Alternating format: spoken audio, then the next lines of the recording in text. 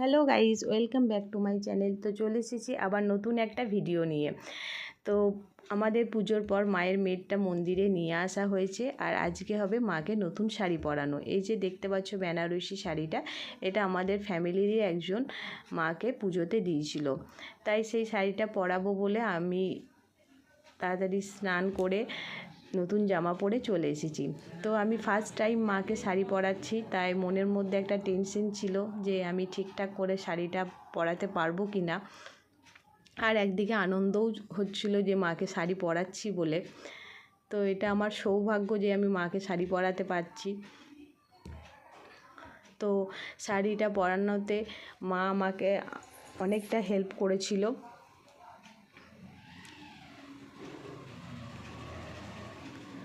তো তোমরা লাস্ট পর্যন্ত ভিডিওটা দেখো যে শাড়িটা কেমন পরাতে পারলাম আমি। তোমরা কমেন্ট করে জানিও যে কেমন শাড়িটা পরানো হয়েছে।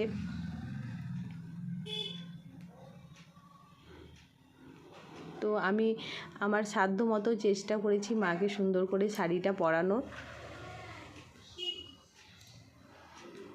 আর শাড়ির কালারটাও ছিল খুবই সুন্দর, ভিডিওতে জানি না কতটা বোঝা যাচ্ছে।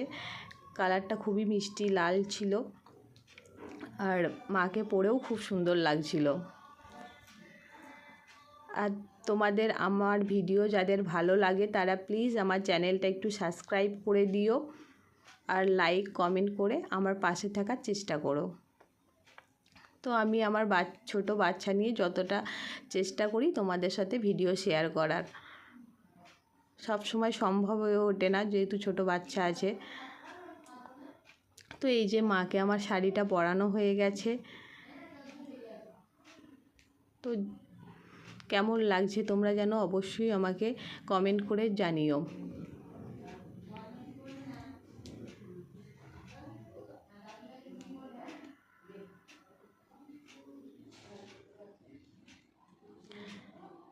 তো এই যে মায়ের ফাইনাল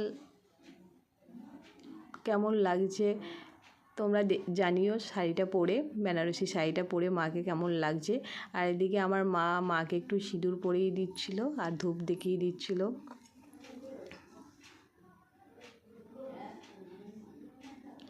এই যে মাকে মালা চাঁদমালা পরে কেমন লাগছে জানিও। তো এই ছিল আজকে ভিডিওটা। চলো।